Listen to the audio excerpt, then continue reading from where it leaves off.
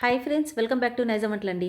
Chicken పచ్చడి అంటే చాలు నోరు ఊరిపోతుంది. మరి ఈ చికెన్ పచ్చడిని పర్ఫెక్ట్ కొలతలతో, అది కూడా ముక్క గట్టిగా కాకుండా మెత్తగా ఉండేటట్టు ఎలా ప్రిపేర్ చేయాలో తెలుసుకుందామా? ఈ చికెన్ పచ్చడికి కావాల్సిన కొన్ని టిప్స్ నేను మీకు చెప్తాను. ఆ టిప్స్ ఫాలో అయిపోతే చాలండి. చికెన్ ముక్క గట్టిగా కాకుండా మెత్తగా ఉంటుంది.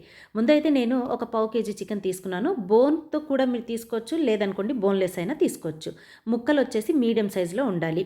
ఇప్పుడు ఇందులో ఏం చేయాలంటే పసుపు వచ్చేసి 1 టేబుల్ స్పూన్, దీంతోపాటు సాల్ట్ కూడా తీసేసుకోవాలి. తీసుకున్న తర్వాత మనం ఏం చేయాలంటే చికెన్ని క్లీన్ చేసుకున్న తర్వాత ఈ విధంగా మిక్స్ చేసేసుకోవాలి.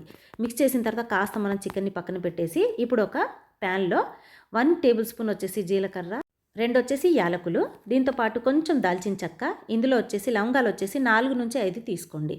ధనియాలు వచ్చేసి 2 టేబుల్ స్పూన్స్ తీసుకోవాలి. గ్రేవీ కాస్త ఎక్కువగా ఉండాలి అంటే కొంతమందికి పికిల్లో గ్రేవీ ఎక్కువగా ఉండాలి కదా, అలాంటప్పుడు ధనియాలు వచ్చేసి 3 టేబుల్ స్పూన్స్ తీసుకోవచ్చు. ఇందులో వచ్చేసి మెంతులు మాత్రం 1/2 టేబుల్ స్పూన్ కంటే కూడా కొంచెమే తీసుకోవాలండి. మరీ ఎక్కువగా యాడ్ చేసామనుకోండి చేదు అనేది వస్తుంది. ఎందుకంటే మనం పావు కేజీ చికెనే చేస్తున్నాం కదా. ఇందులో వచ్చేసి 1 టేబుల్ స్పూన్ వచ్చేసి ఆవాలు డ్రై రోస్ట్ చేసుకోవాలి. కాస్త ఇవి చల్లారిన తర్వాత చిన్న మిక్సీ జార్లో తీసుకొని ఫైన్ పౌడర్ మనం ప్రిపేర్ చేసేసుకోవాలి. ఈ స్పైసెస్ పౌడర్తోనే చికెన్ పికిల్కి మంచి సువాసన టేస్ట్ అనేది వస్తుంది.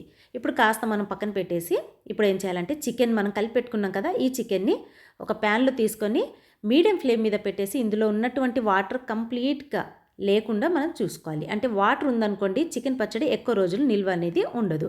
మరి చికెన్ పచ్చడికి ముక్క వచ్చేసి మెత్తగా ఉండాలి కదా, నేను టిప్ చెప్తానన్నాను కదా. ఈ చికెన్ని ఇక్కడ మనం ఉడికించుకునేటప్పుడు ఇందులో ఏం చేయాలంటే చిన్న గ్లాసులో 1/2 గ్లాస్ వాటర్ని కలుపుకోవాలి. ఎందుకంటారా, ముక్క చక్కగా మెత్తగా ఉడికిపోతుంది కాబట్టి. ఈ ముక్కల్ని ఫ్రై చేసి మనం పికిల్ వేసిన గట్టిగా అనేది రాదనమాట ముక్క వచ్చేసి.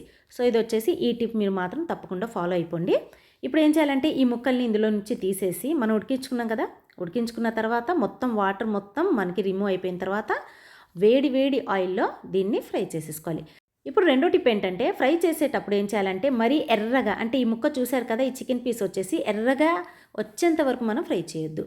జస్ట్ ఇది కొంచెం కలర్ మారేంత వరకే ఫ్రై చేసేసుకోవాలి.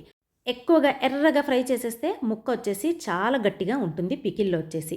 సో ఈ 2 టిప్స్ మీరు ఫాలో అయిపోతే చాలండి. చికెన్ పికిల్ వచ్చేసి చాలా సాఫ్ట్గా ఉంటుంది పీస్ వచ్చేసి, అండ్ టేస్ట్ కూడా చాలా బాగుంటుంది. చికెన్ ముక్కల్ని ఫ్రై చేసేసిన తర్వాత మనం తీసిన తర్వాత ఈ ఆయిల్ చూడండి ఎక్కువగా హీట్ ఉన్నప్పుడే మనం ఏం చేస్తామంటే ఇందులో అల్లం వెల్లుల్లి పేస్ట్ యాడ్ చేస్తాం. అలా అస్సలు కలపకండి, అది వచ్చేసి మాడిపోయిన స్మెల్ అనేది వస్తుంది.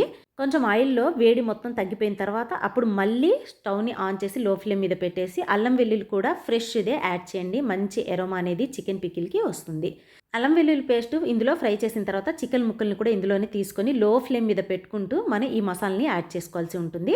ఇప్పుడు మనం తీసి పెట్టుకున్నాం కదా స్పైసెస్ పౌడర్, ఆ పౌడర్ని కూడా ఇందులోనే యాడ్ చేసేసుకోవాలి. యాడ్ చేసిన తర్వాత ఇందులో వచ్చేసి చిల్లీ పౌడర్ని కాస్త ఎక్కువగా యాడ్ చేసుకోండి. స్పైసీగా ఎర్రగా వస్తుంది పికిల్ వచ్చేసి. ఈ 2 టేబుల్ స్పూన్స్ ఇందులో తీసుకున్న తర్వాత కొంచెం ఇందులో సాల్ట్ని కూడా కలుపుకోండి. ఇందాక మనం కలిపింది ముక్కల్లో కలిపాం కదా, ఇప్పుడు మన గ్రేవీలో కూడా సాల్ట్ కావాలి కాబట్టి కొంచెం సాల్ట్ని తీసుకోండి.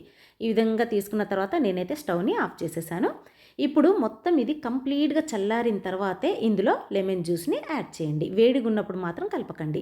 ఈ విధంగా మీరు టిప్స్ ఫాలో అవుతూ మీరు చేశారనుకోండి చికెన్ పచ్చడి వచ్చేసి 3 నుంచి 4 నెలల వరకు మీరు స్టోరేజ్ అనేది పెట్టుకోవచ్చు. కొత్తగా చికెన్ పికిల్ పెట్టే వాళ్ళకు కూడా నేను ఇక్కడ అర్థమయ్యే విధంగా మీకు టిప్స్తో సహా చెప్పాను కదా ఫ్రెండ్స్. మరి ఈసారి తప్పకుండా మీరు ట్రై చేయండి, డెఫినెట్గా మీకు నచ్చుతుంది. మరి ఈ రెసిపీ మీకు నచ్చినట్లయితే తప్పకుండా కామెంట్ చేసి లైక్ చేయడం మాత్రం మర్చిపోకండి. Thank you friends.